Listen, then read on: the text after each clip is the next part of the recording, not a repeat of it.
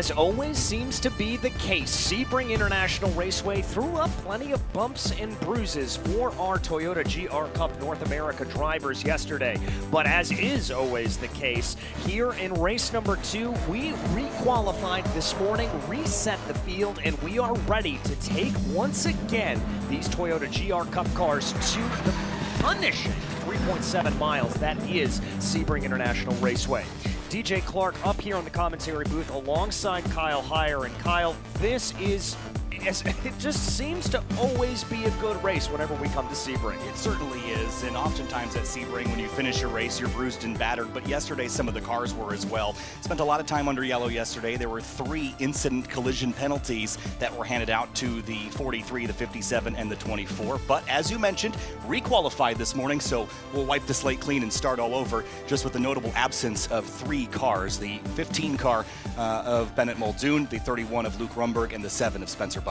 Yeah, and some pretty nasty licks yesterday into the wall, and we are happy to say that all drivers are perfectly okay. It's just there's cars that are a little dinged up. But let's talk a little bit about what we're dealing with on the track here, because at 44 degrees Celsius with not a lot of wind, it is toasty, to say the least. Yeah, it's been a warm weekend here. Not quite as warm as it was when we were here last fall, but the challenges of Sebring is that the surface changes several times over the course of the lap, from the asphalt to the concrete. The concrete soaks up heat and dissipates it much slower over the afternoon, but the asphalt heats up and cools down a lot quicker, so there's a big grip difference between those two surfaces throughout a lap. Yeah, and you as the driver kind of have to be able to figure out what that is, know where to be able to do it. But this track itself, you already talked about the surface changes, but there is plenty to love and plenty to dislike about this circuit if you are a driver that just can't find the rhythm around here. Yeah, 17 turns of a variety of types. There's some fast corners, some slow corners, and some bumpy ones to boot. This track has been a course since 1950 in several different configurations, but the current 3.7 mile layout, you can make passes pretty much everywhere in a Toyota GR86 Cup car here. Yeah, you really and truly can. But look for the particular areas being in the hairpin and Cunningham. That tends to be where we see a lot of that. We take a look right there at the live pictures of the grid. That car, Jackson Bell, had a great day yesterday. It was his first time officially standing on the podium. He had gotten 2 podiums last year as a result of DQs farther up in the field, and so he was awarded a podium later on, but he was all kinds of smiles down on the podium, being able to stand up there and spray the champagne for the first time. Feels great to earn one. first time with the trophy up there on the podium that he gets to stand there and get to take pictures with everybody else. Well, and I was going to say the sparkling grape juice is what it really is, because I don't believe Jackson's 21. No. But, you know, what's awesome about that is he had an opportunity to play up inside the top 5 yesterday, and I think he's looking forward to, and Weston Workman, by the way, looking forward to having another chance to pass Gresham Wagner. With all those yellow flags, they never really got a fair shake after that initial full course yellow with about 25 minutes to go. And with the qualifying order kind of reset the way we expected it, I think this race 2 is going to be a lot more competitive at the very pointy end, and Gresham Wagner is going to have a busy rearview mirror this race. Well, just look at the 2 who are lining up behind him. Weston Workman, you already talked about, and I had a chance to talk to Weston on the podium as well, and he said, yeah, I wanted that one more lap. I wanted that chance to be able to take the fight to Gresham. I think I had it, and I think I had the ability. But what about Lucas Weisenberg, race winner from last year at VIR, Lucas Racing, breaking up the Copeland Motorsports party up at the front of the field. He is always scrappy, is the word that I would use, always ready to make that attack forward. I ran into him last night. He gave me a sly smile talking about working with the Copeland Motorsports team. They tried to get rid of him in practice, but they couldn't get him off their tail. Lucas said that they're the closest to him on pace, so he's been trying to follow that quartet of Copeland Motorsports cars up at the front. But we'll see how it pans out for him. He's going to start on the front row alongside Gresham Wagner. Very different racetrack than VIR, where they battled last year for the win. But I think Weisenberg's capable of that. But he's going to have a lot of teammates that are not his own around him battling for the win. Well, let's talk about another driver a little farther down in the field. That's going to be the number 24 machine, starting off in 10th place. Jade Avedizian for Nitro Motorsports. Now, Nitro has a little bit of a ringer in the form of their driver coach. That, of course, being the reigning champion, Tyler Gonzalez, racing for them. And coaching for them. So Jade's got a good voice in her ear to be able to kind of coach her through on the way to go, but this is one of her best qualifying efforts, 10th place here at this point, and she's going to be looking to rebound from yesterday. Yeah, and she's 17 years old also. 15-year-old Adam Brickley up in 5th place. I think also the 78 of Julian DaCosta is also one of those 15-year-olds. Great young talent here in this series, and we also have to wish Alex Garcia another congratulations on graduating college, and he was a winner of the TCA category in the TC America Powered by Skip Barber race this morning. So he's coming in with a lot of energy, a lot of enthusiasm, and trading the front-wheel drive car for a rear-wheel drive sports car this afternoon. Yeah, certainly going to have some fun with that. As you see the signs from the grid, these GR Cup cars are fired here at this point. We're about ready to roll out of pit lane as the Toyota GR86 safety car makes their way out, and our big field of drivers gets ready to roll out onto the track here at this point. Plenty of fantastic storylines to follow, and hopefully we'll see what we've seen over the course of racing yesterday, which is kind of packs of drivers sorting themselves out a little bit and giving us good battles all the way through the field. I mentioned Lucas Weisenberg up there, the Lucas Racing car, and kind of in a world of Copeland Motorsports teammates around him, but Spike Kohlbecker's also up there in that Tech Sport Racing 55, was a championship runner-up last season and was giving it his all here at Sebring when he got involved in a collision. Still have yet to see Spike right up at the pointy end of this group, but starting 6th, not a bad place to be. No, not a bad place to be at all. And well, let's keep rounding out, talking about the top 10 here. Jordan Rick-Sagrini, a friend of yours that you've had some good conversations with. This is the first time he's been in a car since October, back at the Indianapolis Motor Speedway, and Jordan just impressing here for BSI Racing. You remember when Tyler Gonzalez won that race by what felt like a mile? Well, the car that finished second behind him was Jordan Rick-Sagrini. So yeah, he hasn't been in a car in a while. Top 10 result yesterday, but he will be moving forward in that BSI Racing number 18, the orange, kind of cream-colored and black car that will roll off in row number 5. Well, speaking of rolling off, let's go ahead and run you through the grid. Gresham Wagner, your championship points leader, starts in P1 with Lucas Weisenberg to his outside. Teammates of Wagner for the Copeland Motorsports crew, that's going to be Weston Workman and Mia Lovell, constitute row 2. Row 3, it's a little bit more at Copeland Motorsports with Adam Brickley, Spike Kohlbecker there for Tech Sport Racing. Then it's Jackson Bell, the last of the Copeland Motorsport contingent, up in the top 10. Alex Garcia to his outside. Then Jordan Rick-Sagrini and Nitro Motorsports' Jade Avedizian. And starting in 11th place, Henry Drury out of the UK in the number 88 alongside Maddie Oust. A great start for her, rolling off 12th in the 09. Then it's Stephen Clemens in 13th place alongside the JMF Motorsports 34 in 14th. Row 8 in 15th place, Aiden Yoder's number 44. Segra car, Tyler Wettengel, 16th in the 80. William Lambro starts 17th in the 77 from Skip Barber Racing, and Alex Hayner rolls off 18th in the 43. There's Julian DaCosta in the 78 BSI Racing car, and Casey Mashore in the 50, rolling off 20th. Max Hewitt's going to line up in 21st position. To the outside of him will be Farron Davis in row 11. Row 12 is Devin Anderson. Again, a little bit of a back start for him. He'll probably climb up through the field. James Klimas to his outside. Alfonso Diaz will be 25th with Ford Cook and Eagles Canyon Racing Machine in 26th. Ben Muldoon and Luke Rumberg will constitute the back row here, making up your 28-car grid.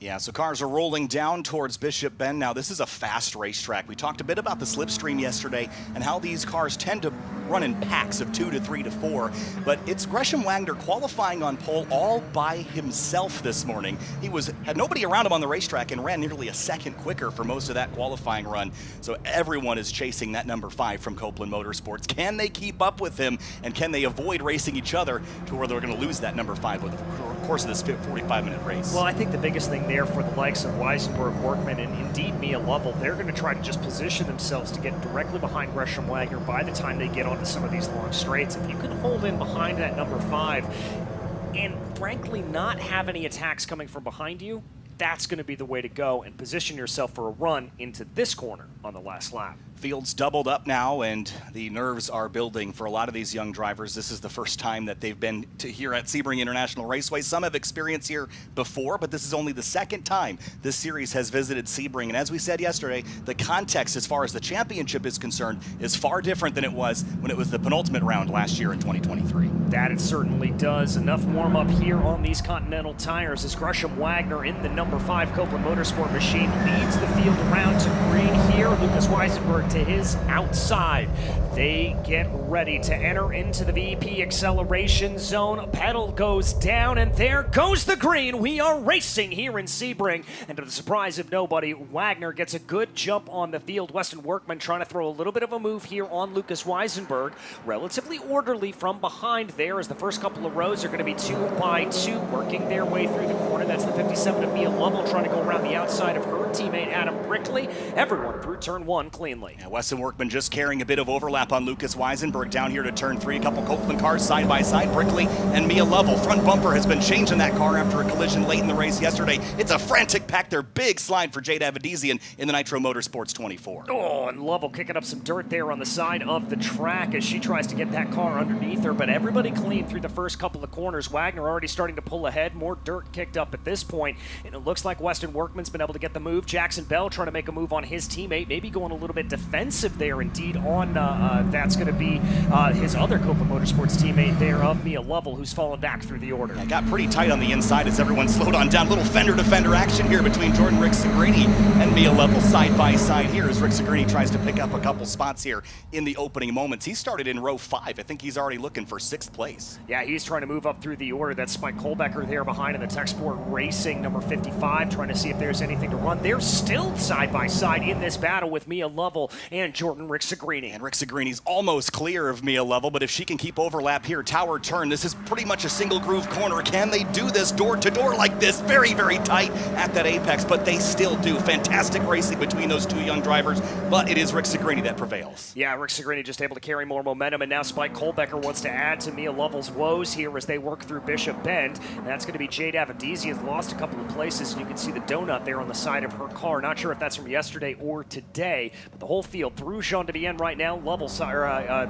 Avedizian side by side as she tries to work her way through. That's a very, very close battle as they work their way around. Hayden Yoder and William Lambros side by side, just behind Max Hewitt. I think that's the 80 of Tyler Wettingel as well. Remember, he got turned around yesterday at turn 7 and never got a chance to pass any more cars because of those yellow flags. Lovell on defense, actually make that offense to the inside of Jordan Rick Segrini. Yeah, and there was something that got kicked up there coming down into the corner, but she's going to try to make the play here down into Sunset Bend. Lovell's got the line. Spike Kolbecker tries to follow her on through. Rick Segrini tries to roll momentum around the outside of Sunset, and they'll file back into single file order, but Gresham Wagner already a 1-second gap on the rest of the field. He's trying to outrun the 3-car trio of Workman, Weisenberg, and Brickley, and then behind for 6th place, it is a hornet's nest behind Mia Lovell. Look at the Tech Sport Racing 55. Spike Kolbecker up the inside of Jordan Rick Segrini. A little bit of a wiggle there mid-corner for Rick Segrini, and who is that? There is a piece of debris there in 11. That's what I saw get kicked up. Down to the inside, that's the number 14 machine. That's Alex Garcia putting it all on the line. Yeah, remember, he won a race this morning in another series. He would love to add another one to his resume here this weekend, or at least a top 5 or maybe a podium. Great work there as he works to the inside of Rick Segrini, who's getting swarmed now also by the 88 of Henry Drury from Precision Racing LA with PT Autosport. And I think that was Aiden Yoder that you saw in that blue 44, absolutely dirt tracking it over the bumps. But here comes that side-by-side battle right now. Drury able to get the move on the 14 of Garcia. They'll move back into single file order here at this point. Get everything together, but it doesn't look like Garcia is done trying to make a move on what will be the outside of Tower on Henry Drury. Oh, wing mirror went tumbling there, I think, on Drury's car. At least got folded in. We talked yesterday about how that reduces the visibility you have in these cars, and they have a ton of rearward visibility and side-to-side visibility. 3 abreast down into Cunningham. Yoder deep on the brakes, and they're all going to come together. Oh, and that's going to tear off a little bit of the rear body work on the left rear of Aiden Yoder's car, and I think I saw a little bit of smoke there. That may have been some tire rub from another car. I think they were still making contact as they went through Collier there. That's what that was from. Here comes the 22 Tech Sport Racing car of Devin Anderson through the mix of this all. Max Hewitt from BSI Racing and has his teammate. Whoa, they're all off course at the exit of Tower Turn. They're still off course there as they finally managed to get themselves back together. Yoder's going to have to watch out with that dragging piece of bodywork. That's Casey Mashore in the number 50 in the yellow machine trying to fight his way back through here at this point. Down into the braking zone for Jean de Bienne. This battle not sorting itself out. Yeah, the 77's way out wide. The elbows are out here at the back of the field as everyone's just scrapping for position. Here's a look at the replay from the exit of the hairpin and then down to Cunningham. Things got pretty dicey as they got 3 wide, and DJ, the track just isn't wide enough to do this. Oh, did you see that? Just that little bit of touch of wing mirrors there. That was absolutely fantastic to see. And then this run in the background, a big move to the inside for Aiden Yoder, banging doors there with Lambros and Braden Arthur, and then it's just no room at the end. Yeah, and then they continue to get hooked together here as they leave turn 10, and that's where the rest of the contact was from. But out front, it's still Gresham Wagner, 1.6 seconds clear of Weston Workman. He is driving away. Despite dropping the tire at turn 1, he is having no problem putting distance on the pack of cars behind him. No, he's really not. He is absolutely pulling away here at this point. Weston Workman and Lucas Weisenberg trying to do everything they can to hold in behind Adam Brickley, Jackson Bell, the rest of that battle here at this point. And Kyle, I've got to ask you, was there a point in this when you kind of throw in the towel and say, okay, we're fighting for second? Not yet. With 39 minutes to go, there's a lot of time. I don't think Wagner is infallible. He can make a mistake, but when you get down to 20 minutes to go and the gap is still growing, then I think at that point you're past halfway. You best be fighting for the best of the rest. But Wagner is just setting a crazy pace here in the early stages of this race, but the battles behind are still as fierce as ever. Yeah, this is Spike Kohlbecker holding off Mia Lovell at the moment. Jordan Rick-Sagrini in that mix. Alex Garcia. Oh, and there's Aiden Yoder, and you can see that piece of debris just tailing on the back of the car. Kyle, I would not be surprised if we get a mechanical black flag for that. Maybe. It's a piece of plastic, basically. It's just the bumper cover, so they might let that one go. It's certainly distracting to cars behind, but it's not going to cause a tire issue or anything of the sort for anyone, even if they run that over. But we have seen cars get called in for things like that before. But unfortunate for Aiden Yoder, it just got tight back down there a couple laps ago and results in some bodywork damage for the 44. Spike Kohlbecker almost dipping a tire off into the grass. Jordan Rick-Sagrini definitely dipping a tire off into the dirt there on the exit of Tower. Excuse me, that is Tower. You had it. I was right the first time. As they come around through there at that point, Maddie Oust doing a good job. She's in 13th position, it looks like, as she tries to fight her way up through the field here. Maddie had a good qualifying position. We talked about earlier, Maddie is one of these drivers that you have to keep your eye on.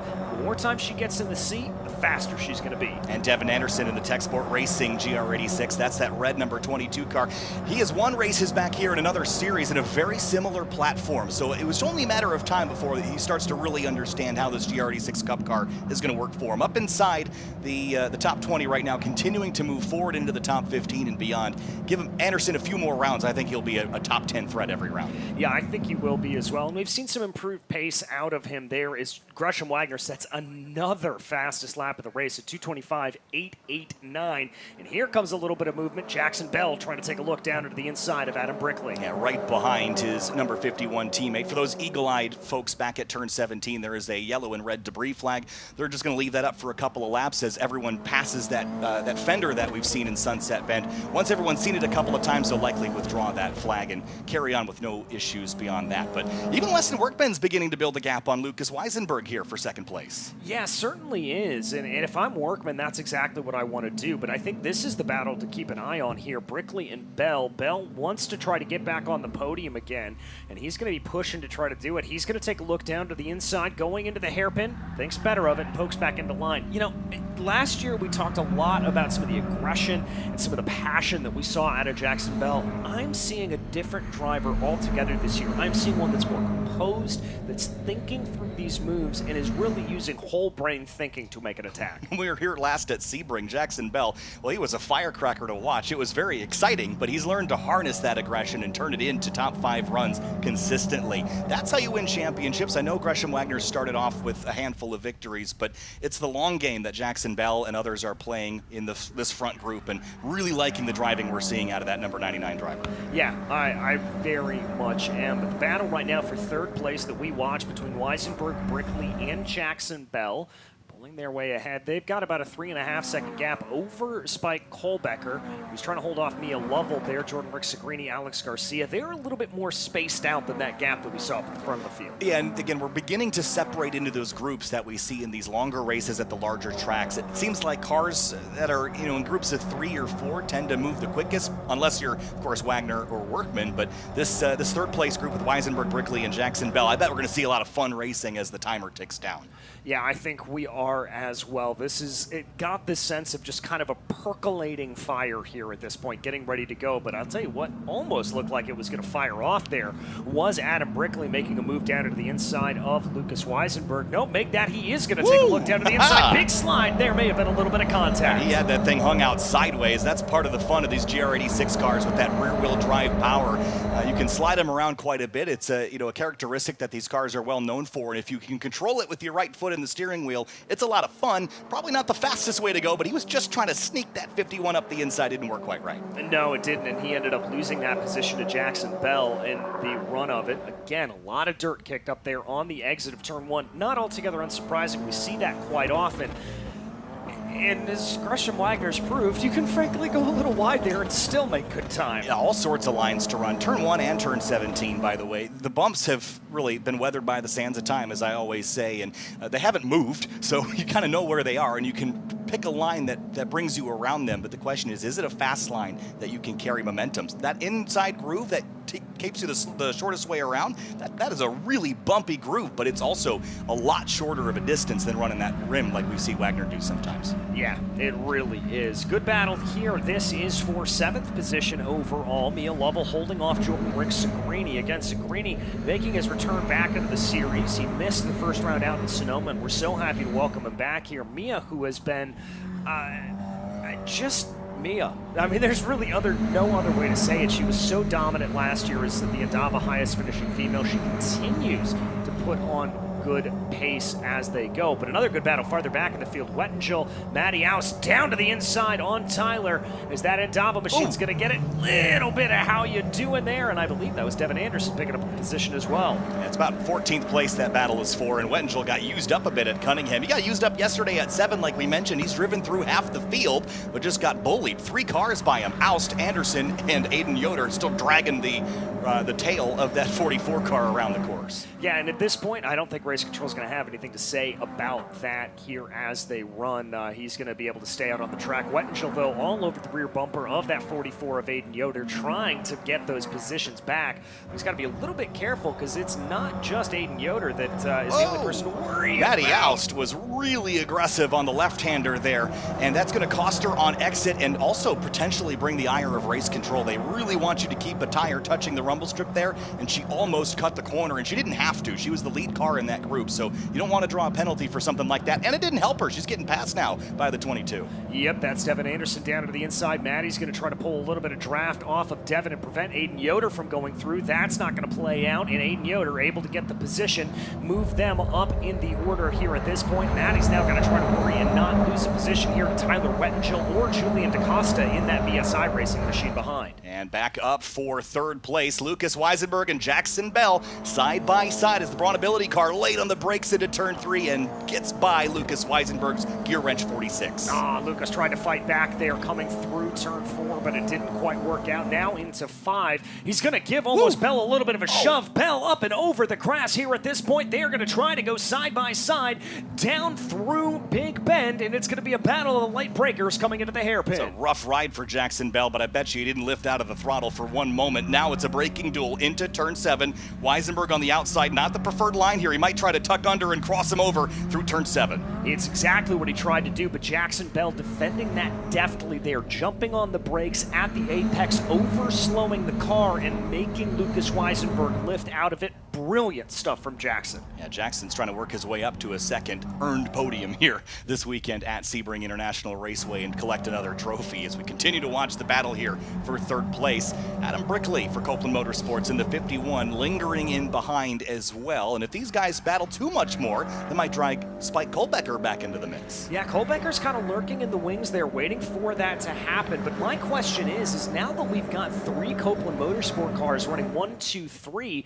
how much of a gap is Jackson Bell going to be able to pull over Lucas Weisenberg? I mean, from what we've seen from Wagner and from Workman, that gap is almost unassailable at this point. Is Jackson going to be able to do the same thing? Yeah, I mean, maybe. I think the more surprising thing is that Weston Workman wasn't able to keep Gresham Wagner in tow. He was able to at Sonoma, which is arguably a more technical racetrack in many ways. Sebring with the long straightaways here and these cars that make about 230 horsepower, there's a lot more opportunity to stay in the draft as we watch Lucas Weisenberg do just that and Jackson Bell trying to dispatch him.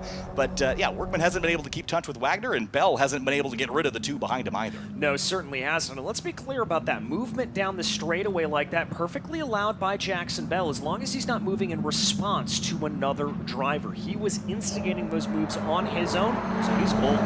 Yeah, that's one of those things that gets talked about in drivers' meetings, that if you move in response to a trailing car, that's a block. If you defend preemptively, that's fair game, and you can do that. You can put your car in the middle of the road or on the inside and make it harder to pass. You just can't sweep across the nose of somebody after they already take a look. All fair racing up here for a podium spot in GR Cup. Yes, it is, and it wants to be a little bit closer racing here if you are Lucas Weisenberg, as he continues to put pressure onto the back of Jackson Bell. Bell taking a defensive line out of turn one.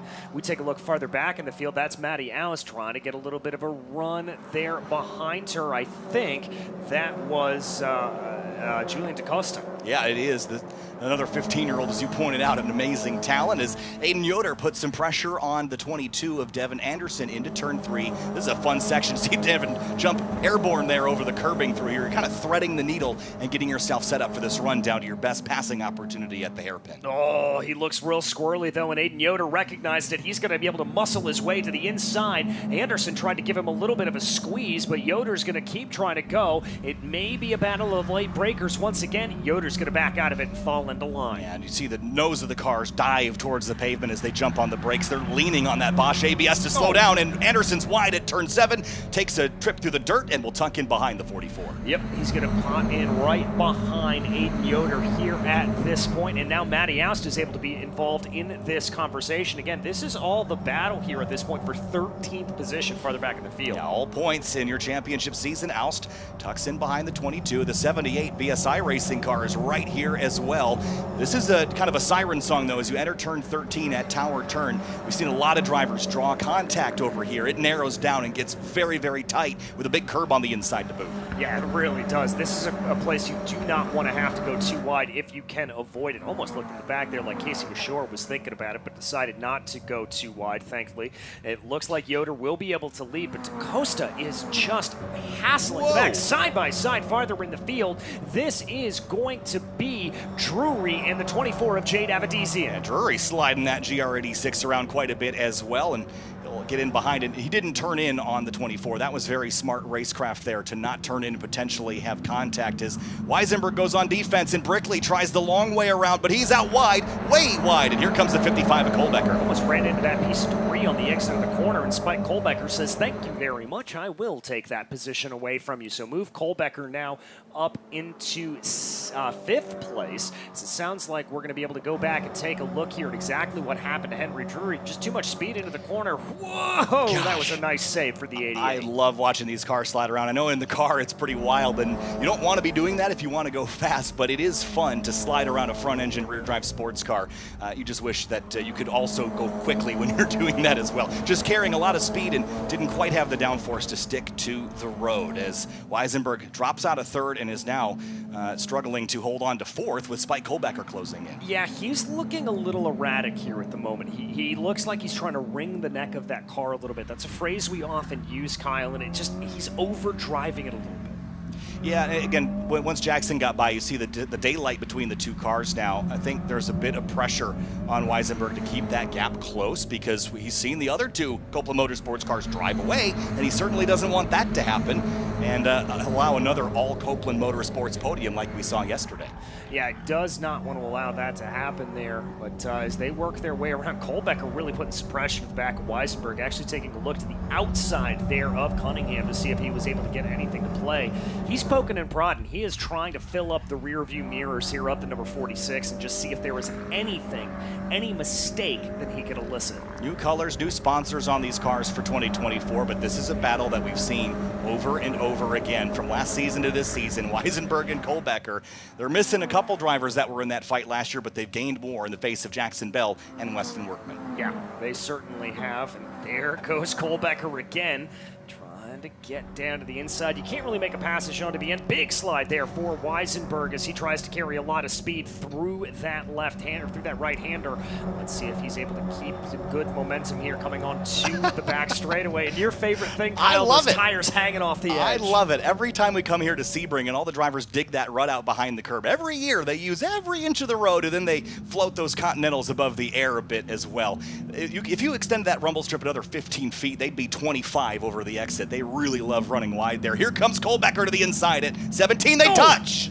Gets into the back there of Lucas Weisenberg as Weisenberg had a little bit less speed coming through mid-corner, and I don't think Kohlbecker was there and ready for it, but they're going to stay in the order that they are, 4th and 5th, and I've got to be thinking if I'm Adam Brickley, I am licking my lips watching this battle. These two are magnetized together. They had a run-in at Sonoma as well. Kohlbecker dives to the inside at turn 1, door-to-door through turn 1. Weisenberg trying to carry speed around the outside. Kohlbecker trying to keep overlap. He cannot. Oh, that was impressive there from Lucas Weisenberg. I retract what I was saying about him over driving. He is driving up in exactly on the limit right now. This is becoming impressive defense from the 46. I was going to point out that big slide you saw at turn 15. The rear end wasn't really sliding all that much. He just had the nose pointed right and was balancing the car on the pedals. That's a sign of a driver that's extremely comfortable in the car that he is in. So yeah, he's definitely on the back foot and defending a bit, but he is driving very well. Kohlbecker takes a peek to the inside here at this point, going down into the hairpin, decides not to go for it.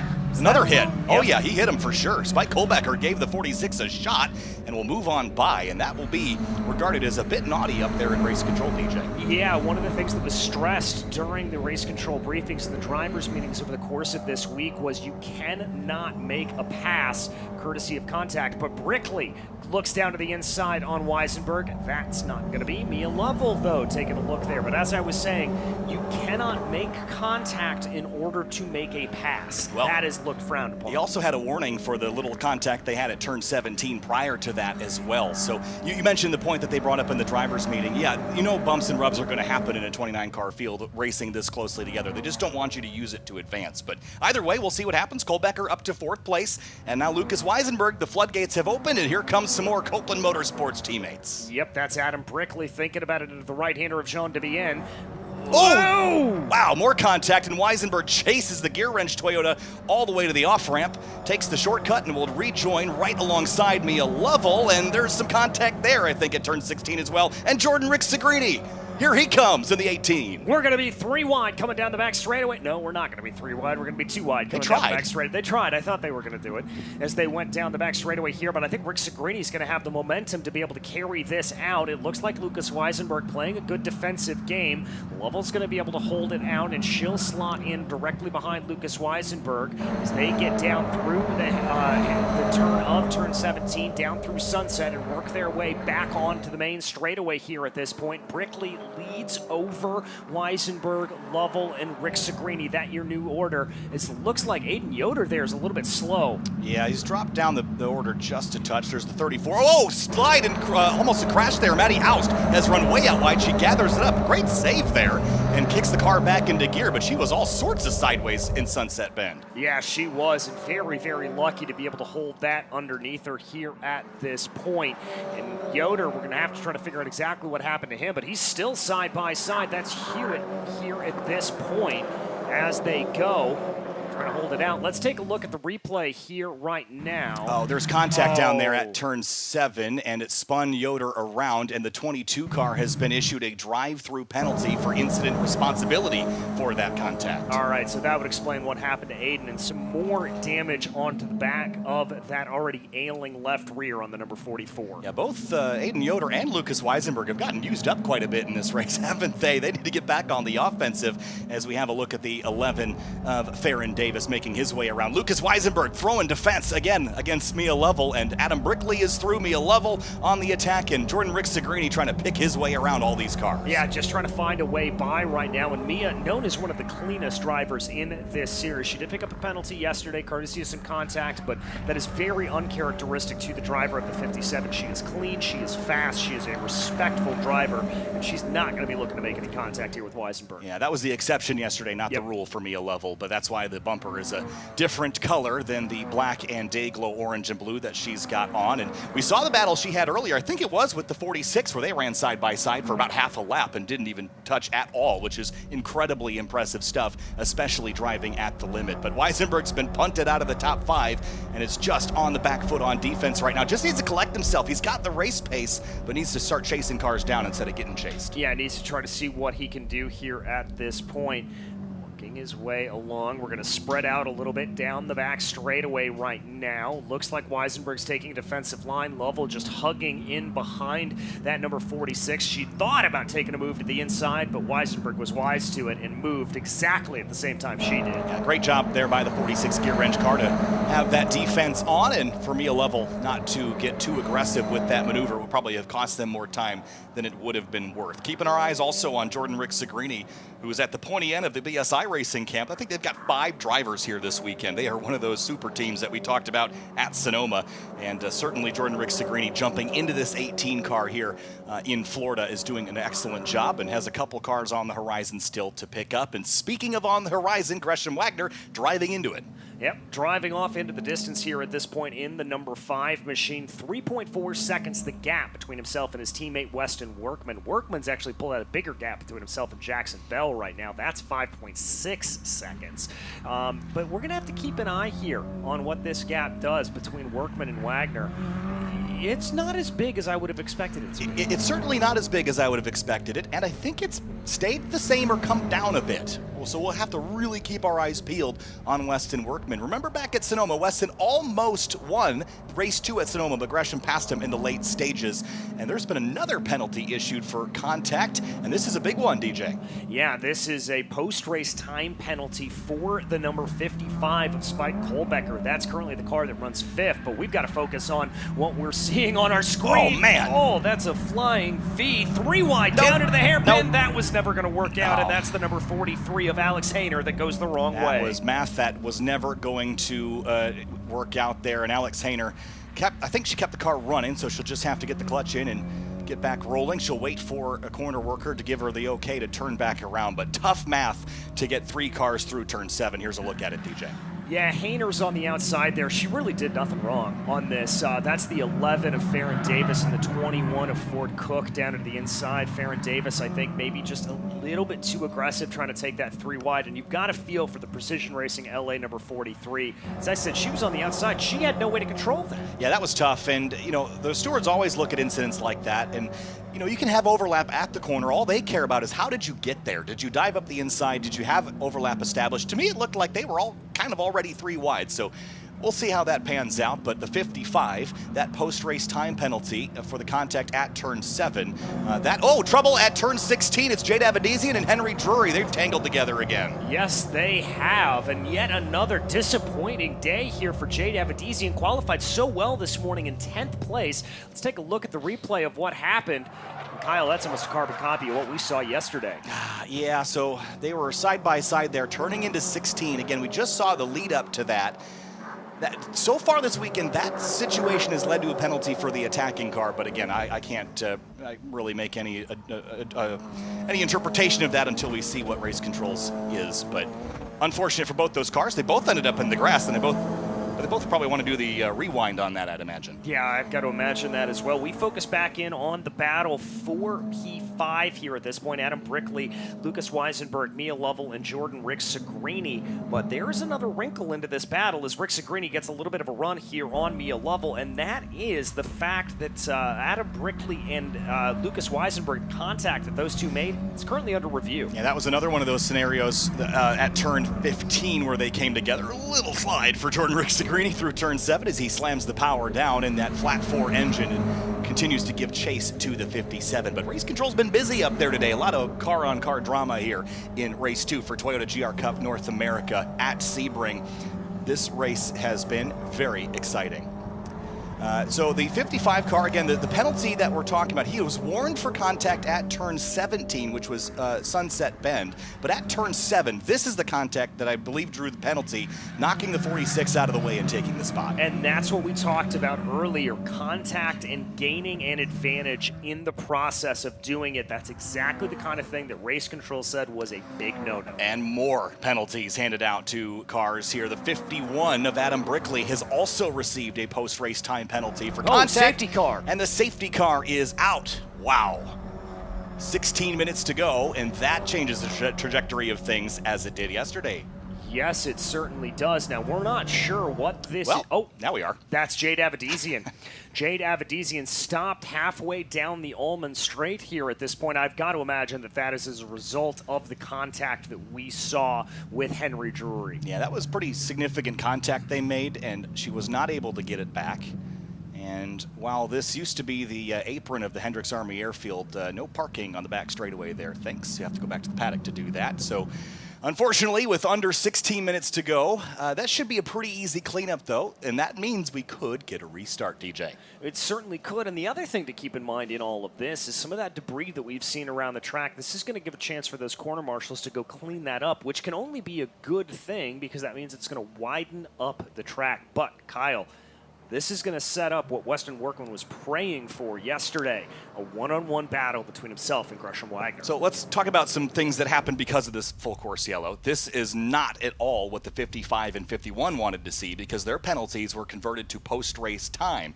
This caution is going to bunch everybody up, and it's going to drop them way down the order, much more so than it would have been had the race stayed green. It's a benefit, though, to Devin Anderson, who had a drive-through penalty. He's already served it, and now he's going to get to restart right in the tail of everybody, and he's got an opportunity to make up some more positions. Yeah, he certainly does. And what is this going to do for the battles that we've seen? I think another driver, though, that's going to be a little bit disappointed about this has got to be the number 99 of Jackson Bell. Jackson had himself a nice little pocket of air. He was able to run, just kind of be on a nice Sunday drive here at this point. Now he's got to re-rack and fight for it. The flip side is that the gap he had up to Workman and Wagner, that was not going to happen in 15 minutes, but with a restart right on their tails, absolutely the possibility is there.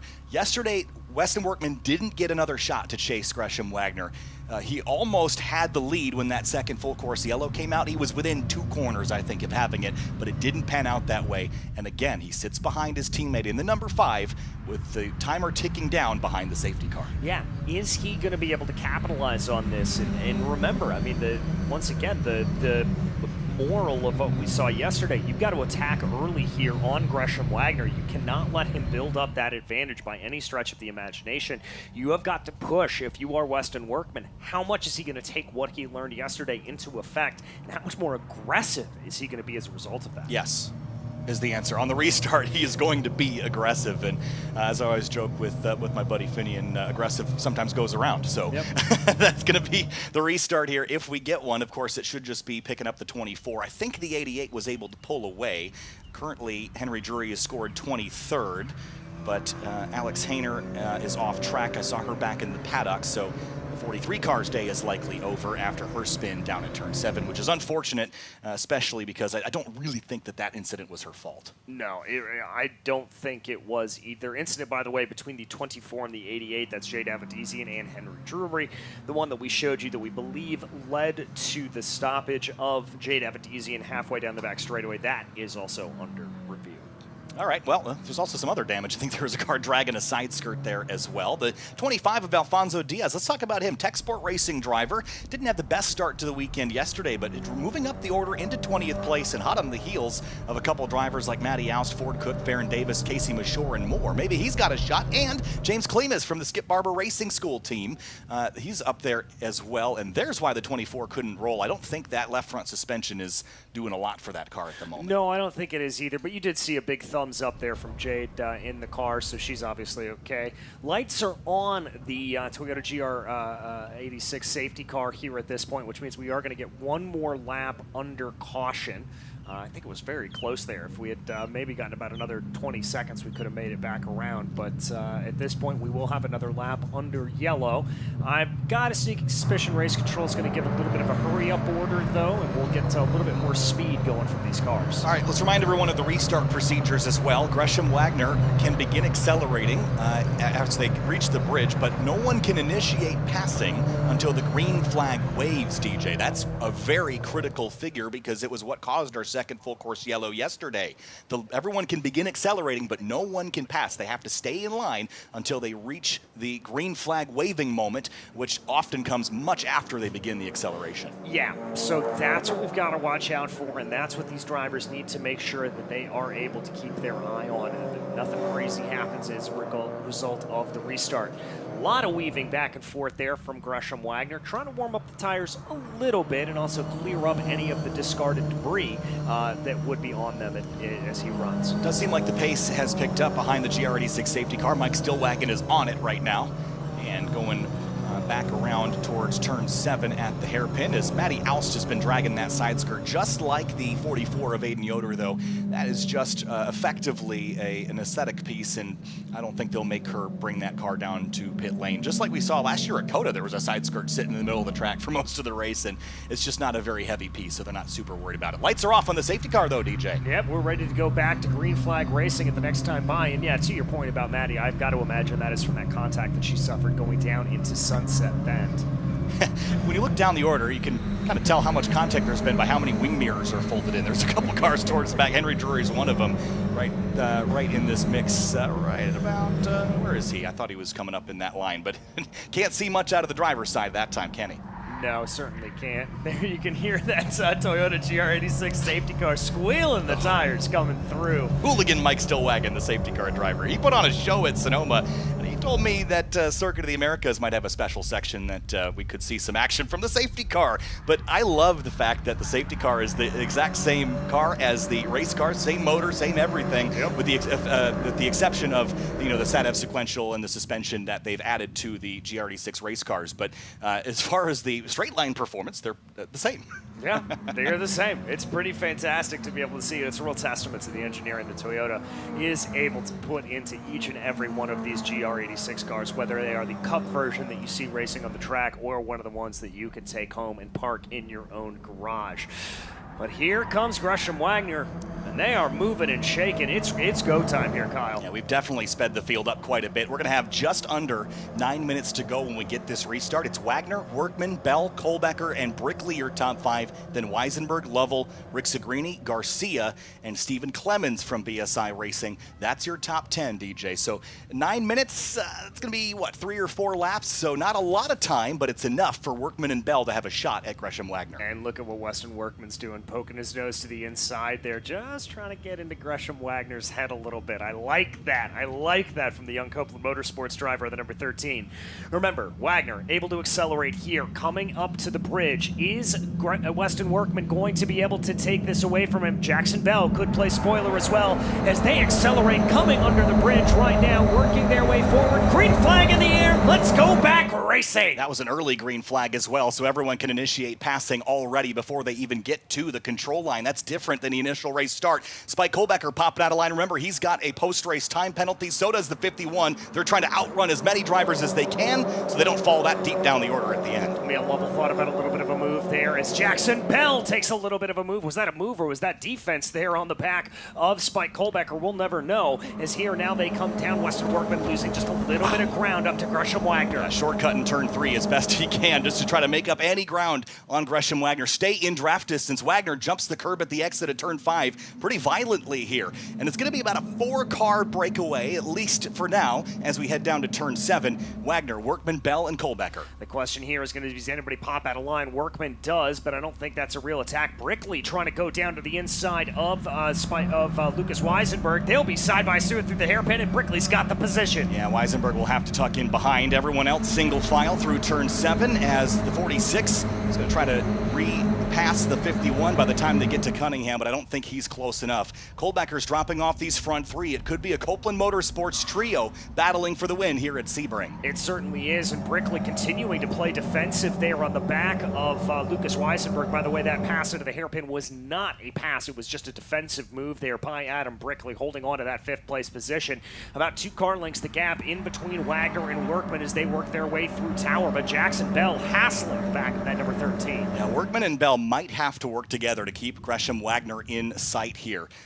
Already Wagner is beginning to stretch that distance between himself and Weston Workman, and if he can do it on his own, Workman and Bell will have to work together to find any pace to run that number 5 down. Through Jean Debienne and into Lamar, the 13 really aggressive on the rumble strips there, trying to make time. Yeah, trying to make as much time as possible. Here they go, sliding to the outside there. Bell a little bit wider than Workman, it has to be said, but look at that battle. Brickley, Weisenberg, Lovell, Rick Segrini, Garcia, just all on top of each other, and the same is true farther down the order. Yeah, the 34 is on defense at the moment. Braden Arthur, Tyler Wettingel, and more streaking down the back straightaway towards turn 17 with 6 minutes on the board. Weston Workman is about 8 car lengths back from Gresham Wagner, bouncing over the bumps. Again, Wagner is wide at 17. That's been his line of choice so far this weekend. Well, as you said earlier, you can take so many lengths through that Sunset Bend corner that sometimes it just works out if you run a little bit wide. Wagner about 0.2 of a second faster than Workman. It's about 0.4 of a second the gap as they stand right now. A little bit of action farther back in the field. That's going to be Casey Mashore, Braden Arthur trying to be able to hold off an attack there from the number 80 machine of Tyler Wettingel. Mashore is on the outside here. That's a tough line to hold, but he does. A little bit of side-by-side contact on the run to turn 3, and Wettingel waiting to pick up the pieces here. Ford Cook in the background as well. He'd love a shot at passing a few cars here. Yeah, Maddie Oust there as well. Even with that damaged side skirt, she wants to get involved in this battle as much as possible here as they go.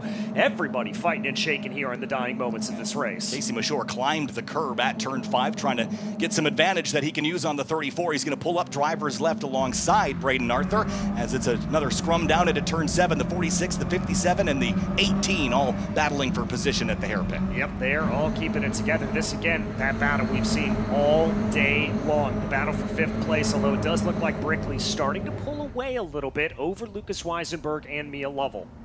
Yeah, under 5 minutes remaining now. We should be getting back to around 2 laps to go, I'd imagine. So the laps are ticking down very quickly. And Brickley and Weisenberg, this is a battle for a top 5 spot. When you think season-long points, every position that you gain, the points start to grow even more. So Weisenberg would really like to get by Adam Brickley here and potentially pick up the pieces of whatever battle's about to kick off up at the front. Yeah, and he looked like he almost had a crossover coming through Tower there at that point, but I think Brickley was able to just hold him back. So Weisenberg goes from the attacked to the attacker here at this point. Ooh, defensive line from Brickley coming into Jean Debienne. Is that going to put him off? He did a nice job hanging on to it, though. Again, I can watch the car point into the corner. It's not sliding, but it has yaw, just steering with the throttle through those fast left and right-hand corners and up onto the back straightaway. Max Hewitt using all the road. Tyler Wettingel, Braden Arthur, Ford Cook, all line astern down the back straightaway. Well, the fuse is unlighted so far, but we'll see if the ordnance goes off here with a couple laps remaining at Sebring. Look at the crossover from the 57. She tried it, but Weisenberg wasn't moving. Yeah, Weisenberg was not taking the bait there on that, but a big move down to the inside for Jordan Rick Segrini on Mia Lovell. That was a surprise attack and turned up underneath the 57, and now they'll be door to door down the straightaway. Lovell had a better run at leaving turn 17, but as long as the 18 can keep this outside maneuver, he might be able to pinch Mia Lovell. Lucas Weisenberg widens out turn 1, and it's going to be a crossover attempt here at the exit of turn 1. Look at this move. He's going to be hoping there that Adam Brickley goes a little bit too deep, and he's got at least somewhat alongside. He's going to try to keep pushing down into turn 3. Brilliant stuff from Lucas Weisenberg. And behind him, Jordan Rick Segrini used up Mia Lovell, but got by that number 50 or that number 57, and she actually lost another spot as well to the 14 of Alex Garcia. Yeah, Garcia starting to get involved in that conversation here sooner rather than later, and I think that's Stephen Clements for BSI Racing that's also involved in it. Yeah, so Mia dropped a few spots there after she got shuffled off a bit at turn 3, so she won't be stoked about that, and already on offense on Stephen Clements to try to reclaw some of those spots back. Yeah, she wants to try to get that out of the way, as once again she was just muscled there as she went through. Rick Segrini going a little bit wide out of the hairpin right now. That's going to open up an opportunity for the 14 as we've got Maddie Oust spun around. I think that's down at turn 17. Yeah, it's either, I think it might be turn 1 also. Yeah, it's turn 1. And she's backed in there and not being able to drive away. Here's a look. Whoops. Not sure if there was contact there or if the car just broke away on her. Yeah, you see the frustration inside the cockpit there. Either way, it's going to put her in a kind of a bad spot, I'd say, with 2 minutes left to go in this race. Maybe they'll cover that with a standing yellow as Jordan Rick Segrini goes for an off-road excursion in his GR86. Yeah, and he's trying to get the run here on Garcia, but I think it's actually going to work the other way, as that's going to be the number 76 of Stephen Clements able to get on by him, and Mia Lovell able to do the same. Yeah, she's shuffled her way back. So the 18 gained a bunch of spots, then lost them all back. And in comes the 78 of DaCosta as well into the fight in the BSI racing car. And then the 44 of Aiden Yoder, looking for 12th and maybe 11th or 10th after the weekend he has had. Yeah, trying to see whatever he is able to do here at this point. A nice top 15 is going to be good points for him, but we've got to check in on this battle up for 5th place right now as Lucas Weisenberg is ahead of Adam Brickley. Got that moved on in the last lap as we noted out, but Brickley not content with staying behind him. No, and the thing that has to be communicated to Lucas via the radio is that Brickley is going to lose the spot to him no matter what. As the white flag waves, we got 3.7 miles and 17 turns left here at Sebring. As Weisenberg defends in the background, this is going to get tight as Brickley drives up the inside towards turn 1. And Weisenberg's going to get a slightly wider line there than Brickley, but the question is he going to run that thing off the road? No, he's not. Got to give credit there to Weisenberg. He kept that car to the inside. That was a little bit dangerous, but at the same time, good defense. I'm a little afraid to fight this 51 because I'm going to get this spot no matter what with that post-race time penalty for the 51 of Adam Brickley. So I'm not sure that how hard I would defend this spot and risk putting myself off course, but Weisenberg drops a tire as they accelerate towards the hairpin. Yeah. They are, but I mean, telling a driver not to fight here is like telling water not to be wet. You know, they're going to want to fight. You're going to want to have this battle. Oh, you don't want to have that kind of battle, though. Leaning on each other here. Lucas Weisenberg later onto the brakes, going down into the hairpin. Yeah, and leaving the hairpin here. Lucas Weisenberg has the spot for now. Alex Garcia is getting dragged into this as well, and Stephen Clemens up into 8th place. What a drive for him in the BSI racing car after the weekend he has had to be up inside the top 10. Great result in race 2 if he can hang on to it or maybe make up some more spots as Brickley tries the outside into Cunningham. And that's going to be well defended there by Lucas Weisenberg as they're able to hold the corner, but Brickley looking for a little bit of a run here if he can get it. Here they come down now through Collier, lining up for Tower. Brickley tries to take a look down to the inside, but that's a one-way street there through the right-hander. Yeah, running out of laps and running out of corners. Weston Workman is about 9/10 back from Gresham Wagner. I don't think he's going to be close enough. The battles are fierce beyond that, though. Between Weisenberg and Brickley, this is nose to tail into turn 15. Weisenberg down to the inside. Brickley tried to make it work around the outside of Jean Debienne, but that's not going to play itself out. They continue on through the corner here at this point.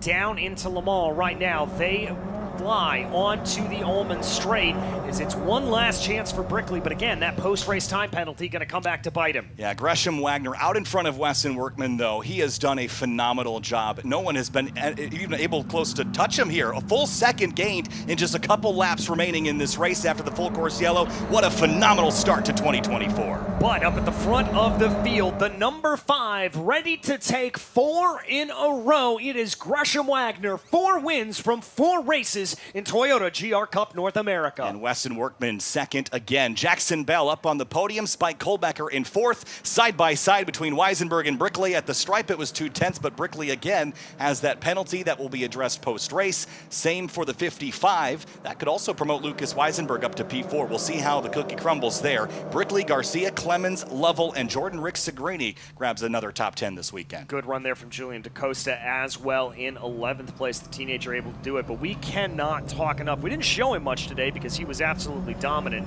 but he was the class of the field, as he always is. Gresham Wagner, another victory. He's got the strength of Copeland Motorsports behind him, but at the same time, all on his own in qualifying. He didn't work with anybody this morning, and yet he started on pole and led all the laps and really didn't give anyone even a shot to win, not only today, but yesterday as well. What a drive by Gresham Wagner. Everyone else clearly has the target on the back of that orange and black number 5 for the rest of the season.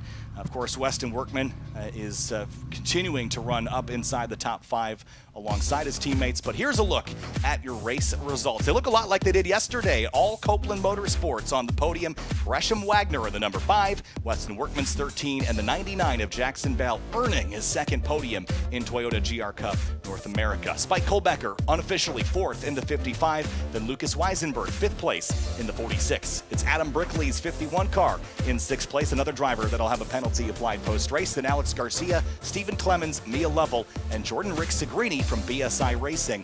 2 top 10s for that driver in his first return back since Indianapolis. Julian DaCosta in the 78 finishes 11th. Then Aiden Yoders, Segra number 44, battered, bruised, and torn up, finishes P12. Max Hewitt 13th for BSI Racing. Casey Mashore in 14th. Then Tyler Wettengel finishes in 15th. Ford Cook 16th in the number 21 car. Braden Arthur for JMF Motorsports. The Canadian finishes 17th. Then Devin Anderson recovering from a penalty for 18th place. Farron Davis and James Cleanis, the rest of your top 20. In 21st, it's Alfonso Diaz from Tech Sport Racing in the 25 car. Maddie Oust had such a good run, and it turned sour for her in the closing moments of this one, 22nd. Then it's Henry Drury, another car that got shuffled off course after having a strong run, the 88 down in 23rd. Then Alex Hayner, 24th. Jade Avedizian stuck trackside, finishes 25th. And Lambros in 26th. Of course, Muldoon and Rumberg out from the race collisions yesterday. It was a rough and tumble race for sure, and race control was busy out there, but out up front, Wagner, again, has just been the dominant force. And when we look back on 2023 and how that panned out, there was 3 drivers up in the mix. Of course, it was Gresham Wagner and then teammate Spike Kohlbecker that were chasing Tyler Gonzalez. But when Gresham Wagner signed on with Copeland Motorsports, I think there was a collective sigh from the rest of the paddock as everyone looked to Gresham to really be the force to beat, and he has lived up to that expectation so far. In a 7-round championship, for 2 rounds to go completely to one driver is certainly going to set the stage. Of course, we've got Circuit of the Americas coming up in a couple weeks' time as well. Very different racetrack, very smooth in many cases, and also another similar long lap. But Gresham is going to drive back around Jackson Bell and Weston Workman and head back to pit lane.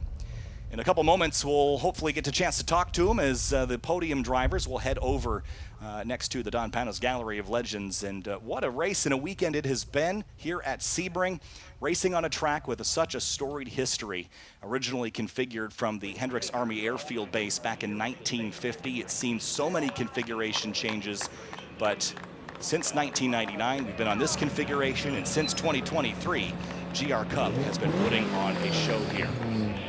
Gresham rolls to a stop, and the heart rate will slowly be coming down, and I'm sure he would like nothing more than to pull the helmet off in this hot Florida sun and enjoy another victory, another checkered flag, another trophy, quickly filling up the mantle at that Copeland Motorsports shop. He'll climb up on top of the car and celebrate once again. Gresham Wagner making sure that there was no one that was going to deny him another weekend sweep at one of North America's greatest racetracks. Gloves coming off, and in a moment we'll get a chance to speak with him here again, celebrating with the team. And it has been a big celebration for Copeland Motorsports as they didn't only sweep the race wins and the podium yesterday, they swept both podiums. But Wagner on top. Let's talk with him with Amanda Busick. And yet another win for Gresham Wagner, and you started the day setting the track record, and you will punctuate this weekend with sweeping here in race number 2. And Gresham, you think of, I think it was Kyle even said in the broadcast, you didn't even give anyone else a chance this weekend. Where were your talents flexed today?